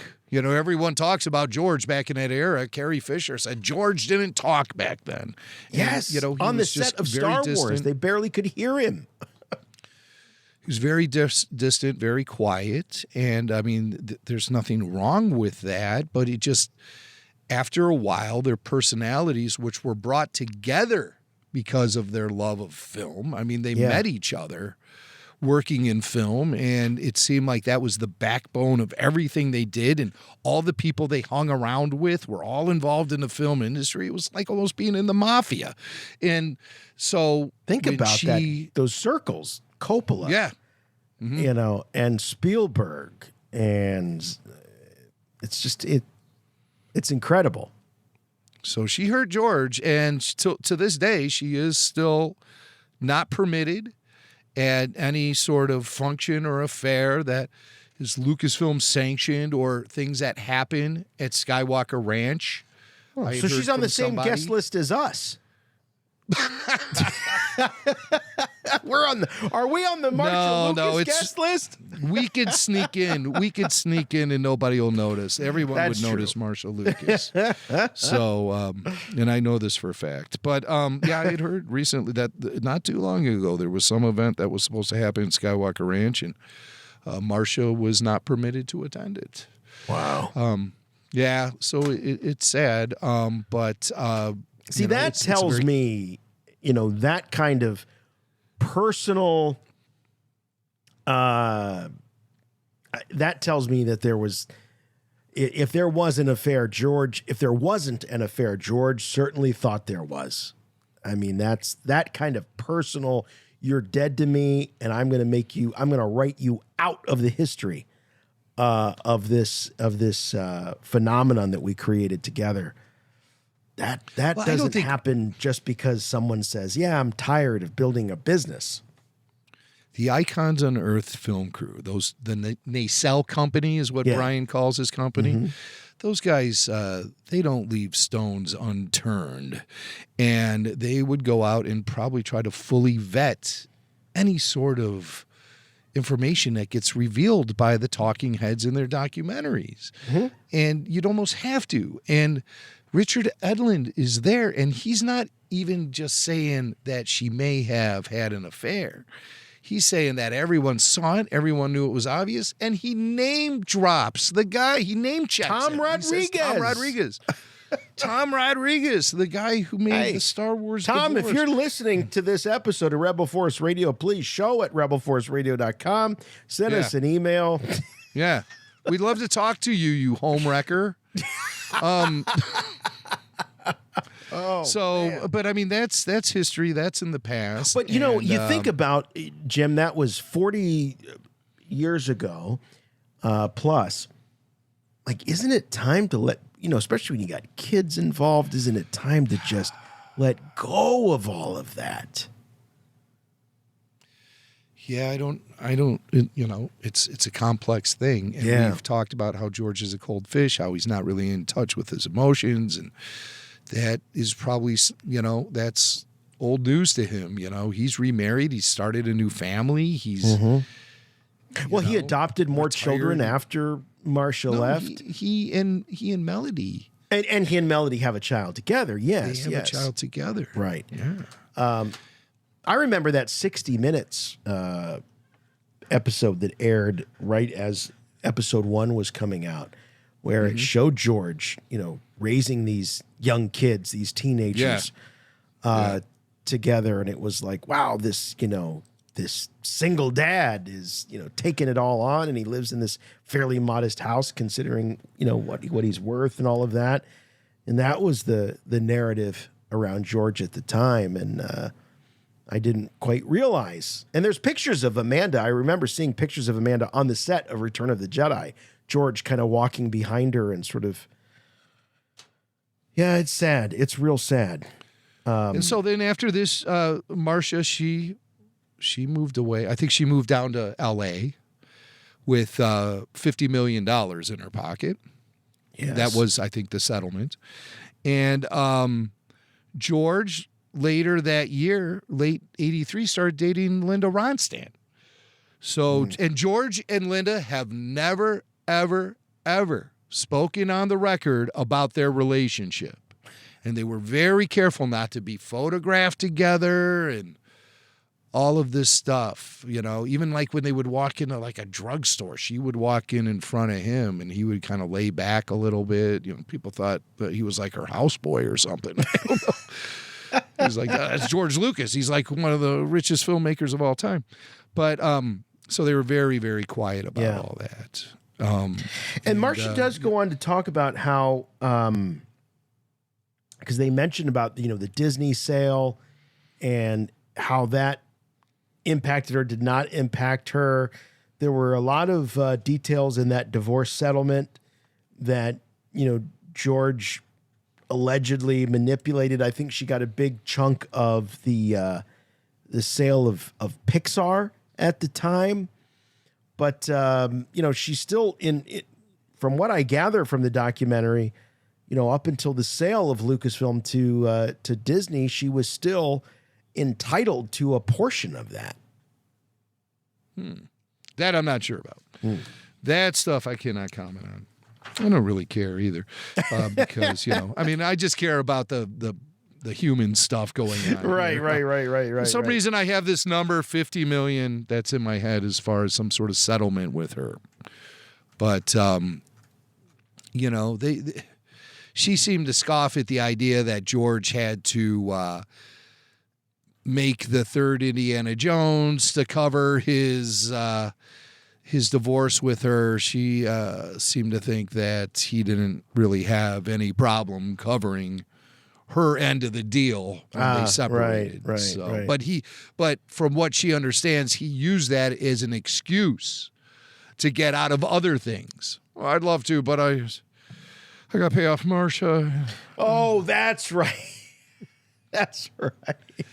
So, but I mean, that's a lot of he said, she said kind of stuff. Right. Where we don't have the settlement in front of us, and again, that's getting a little too deep into it.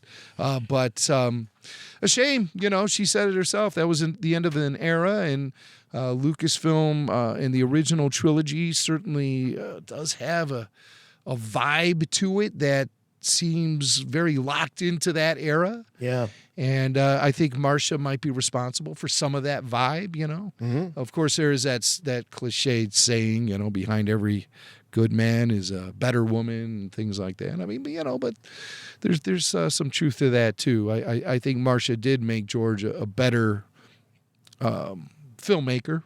Yeah. Just by having her within his trusted circle of advisors. And everyone needs that. Everyone needs a voice. You know what? To kind of... When you talk, now that you mention that, made George a better filmmaker, something that hopefully we can swing back around maybe next week or soon is talk about some of the details that we got in this documentary about the prequels. And Rick McCallum's role and how different it was, his relationship to George, how different it was from, say, his relationship with certainly Gary Kurtz and Howard Kazanjian. What's the role of a producer? And, someone called it the Bob Dylan theory. Bob Dylan, great, super talented, majorly iconic songwriter, but hasn't done really much lately. And that was because... back in the day, Bob Dylan wasn't surrounded by a bunch of yes men that loved everything that he put out, and he had real producers and collaborators and people saying, "Yeah, that's not very good." Is that perhaps the fate of George Lucas with respect to the prequels? Did George fall into the trappings of being, having yes men around him, and primarily Rick McCallum? That wouldn't push back on some of those elements that perhaps other producers would have. And it's an interesting idea, and it's brought up by a number of the talking heads in that documentary. So, Jim, maybe we could swing back around in a future episode here and talk about some of those ideas. Yeah, sure. Absolutely. We got a month until Andor? Yeah. So we got time. We got stuff we need to talk about. But also the Light and Magic documentary that's on Disney Plus. I've watched it like 3 times already. I'm obsessed with that special. And I think that special reveals the most truth about John Dykstra and his falling out with George Lucas. More so than the Icons Unearthed. Way more. Way more. And I think it's because Lawrence Kasdan is the guy who was conducting those interviews with all of those guys, and I think he got more truth out of them. He got them to relax a little more, and he got more out of them because Icons on Earth presents a certain point of view, and I think the ILM Light and Magic presents probably a more realistic view about what went down, and I think Dykstra is more honest about it in that as well. So. Yeah, maybe we'll pull some more clips for next week. Yeah, let's do that. And there's just so much great behind the scenes stuff dropped on us.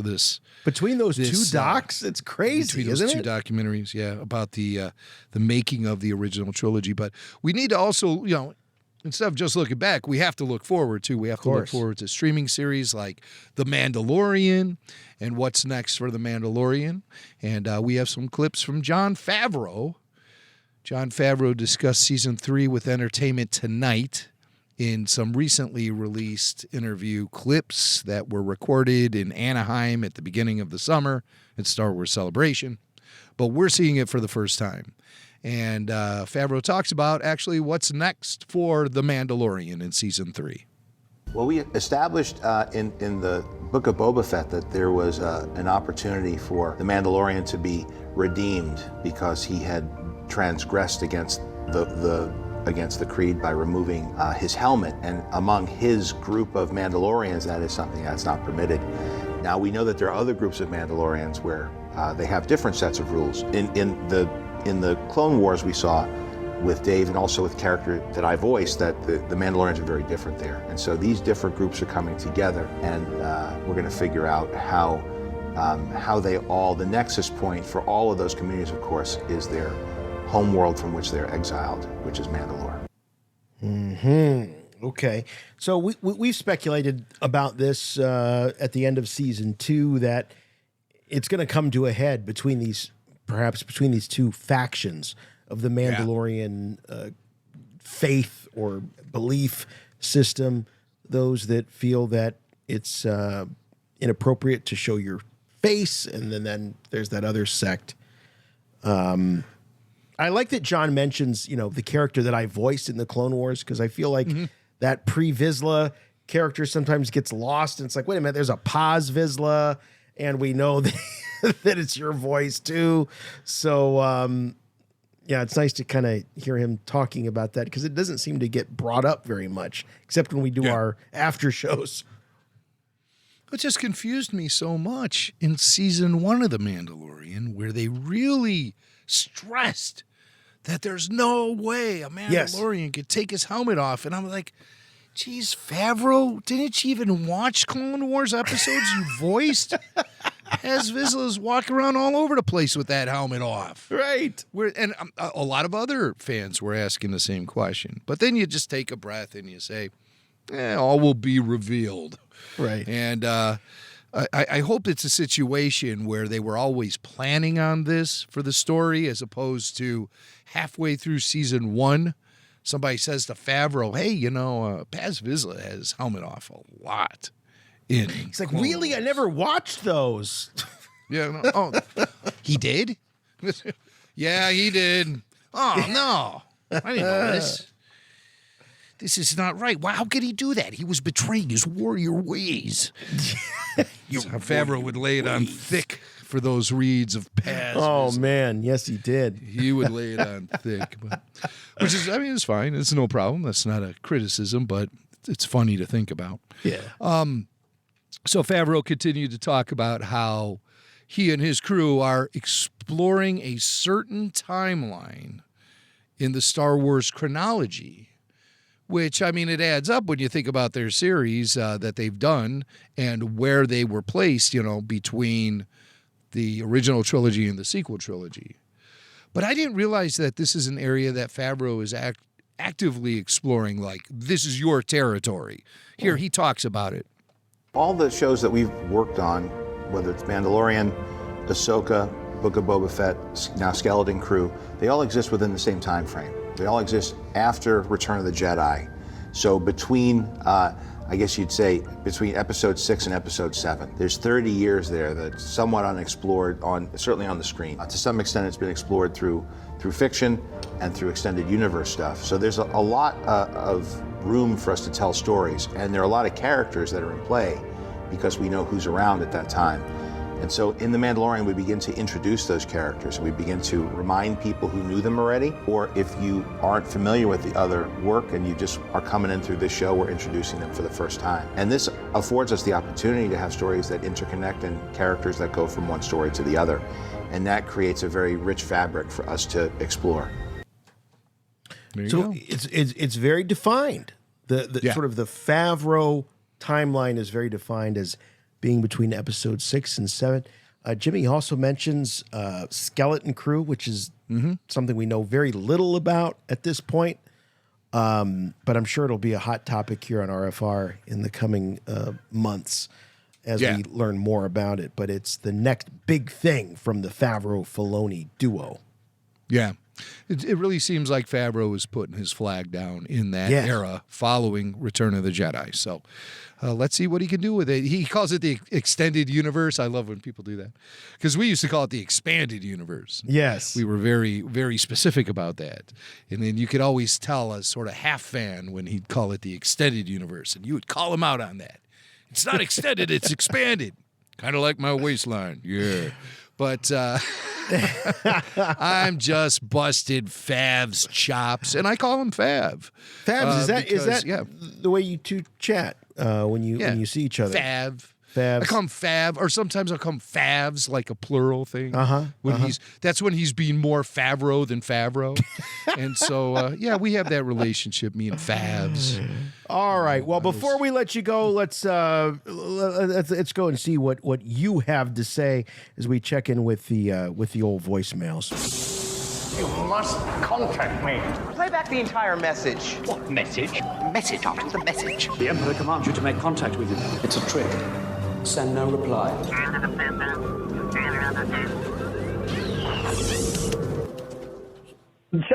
Boyo, Chris from South Carolina calling. I heard a rumor from a buddy of mine who works in Hollywood saying that there is a shortage of animators in Hollywood, all the computer-generated, animation crap.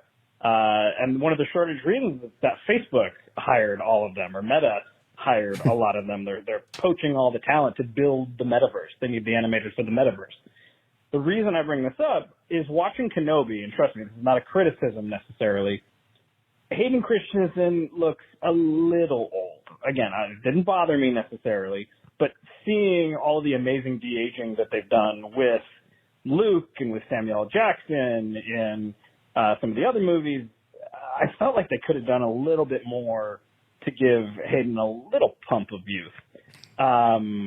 Personally, I'm all for practical. I think that if they can't lean on all the digital stuff, it forces them to be a little bit more creative with practical effects. But, what are your thoughts? How do you think this might impact, Star Wars live action in the future, if that's a real thing? Just an interesting rumor I thought I'd share with you guys. Keep up the good work. Talk soon. All right, Jim, this was a topic that came up here and there in the aftermath of Kenobi, in those flashback sequences where you had Obi-Wan squaring off against a more of an Episode 2 era Anakin than an Episode 3 era Anakin. That Hayden, that Hayden looked like Hayden today, not Hayden, circa 2002. And that was something that was the source of some criticism. And this particular caller says, I know people, they're saying that, those Facebook guys and the whole metaverse that they're building is making a shortage of these experts. I find it a little hard to believe that, they looked around there at Lucasfilm and ILM and said, well, we got nobody to de-age Hayden? No one? No, I think they had plenty of resources. They just didn't think that the juice was worth the squeeze, because Hayden looks pretty damn good, I think, for a guy his age. Yeah. But they're too busy de-aging Facebook. I guess Zuckerberg is starting to show some worry lines, and he needed to hire all the animators. All the animators come to see me, and we are going to de-age ourselves, and you will be paid top dollar. I don't know, man. If I had a choice between going to work at Facebook or going to work at Star Wars, I'd go work at Star Wars if I was an animator. Oh, no doubt. I don't know too many kids who say, someday I'm going to go work for Facebook. No, but I know a lot of kids. Sean House last week on the show, he grew up wanting to work at Industrial Light and Magic, for crying out loud. Now, Hayden looks great. Here's the thing. They, fixed him up to look younger, gave him the Padawan braid. They gave him the hair from 1999 and the same Jedi robes. He looks fabulous, Maybe he looks like he's aged 10 years, certainly not 20. He still has a very youthful look to him. And Hayden Christensen isn't a guy that we see in mainstream entertainment all that often leading up. When was the last time we saw Hayden Christensen do anything? Jumper? That was a long time ago. I think that was the last movie I saw him in, which I love. Now, it wasn't the last movie he made, but that was like the last big motion picture he was in. Everything else he's done since then are small independent projects. So we haven't been seeing Hayden that much lately. Mm-hmm. And so for him to show back up looking very similar to what he looked like when he shot Episode 1, I think it's forgivable. You give him the braid and that's fine. I thought he was fine in the limited use of his old Anakin character. I almost think that it would be worse with the de-aging because that strips away some of the natural performance going on. It does. And I thought Hayden did a good job. So that's a great point that you bring up because the difference is we've actually got Hayden here. This is not a stand-in that looks like a young Hayden, kind of like what we had with the Mark Hamill. You know, it's not as dramatic of a de-aging. Relatively speaking, compared to Mark Hamill, he's of a similar age, and he looks much more like his 2002 self than Mark looks like his 1983 self. If we're being honest. And the thing I don't like about the de-aging of Hamill is that they use the AI to change his voice and make him sound like young Luke. It was fine in the first appearance of Luke in The Mandalorian, but that second one where he's talking to Ahsoka and everything, he really feels like a video game character to me. I'm sorry. Really? I really feel that. Okay. It doesn't diminish the fact that I'm super excited to see Luke Skywalker and new Star Wars, and I want them to keep pushing the de-aging technology. Yeah. But the combination of the CG animated Luke with the AI enhanced vocal performance creates a very dead character to me. Like it's just like nothing there. You know? There's no sparkle to the eye. There's no inflection in the voice. And it's fascinating because they have so many really, really smart people looking at this very issue because we as human beings, sometimes we kind of forget that we're animals and we've evolved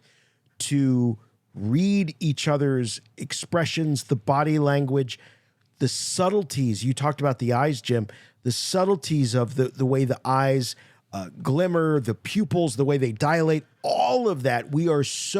It's so ingrained in us that when we see a really good, artificial, facsimile of that, there's a moment where you go, that looks pretty cool. And then wait a minute, you're like, no, something's off because, again, we've evolved over tens of thousands, if not hundreds of thousands of years to be able to spot those subtleties that we can't even verbalize. They're just there.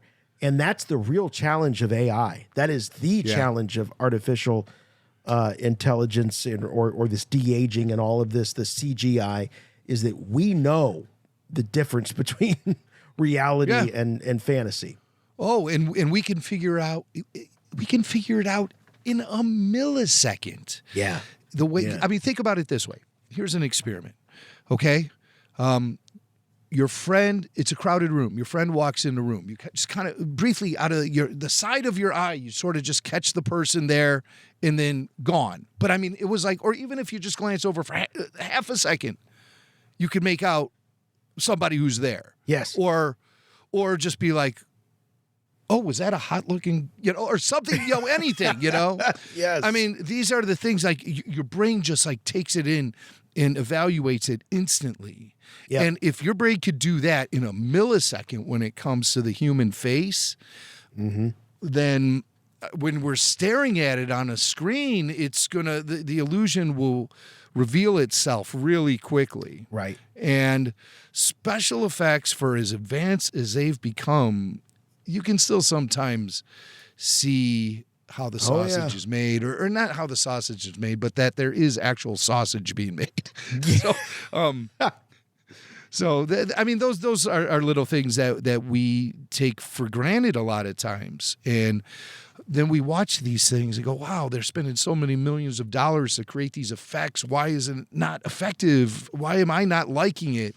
What am I seeing that other people aren't? Well, I mean, it's just, you're just a human being and you're programmed in a certain way, and when you're being fooled. That's just nature. Especially by something pretending to be human that's not. It's incredible.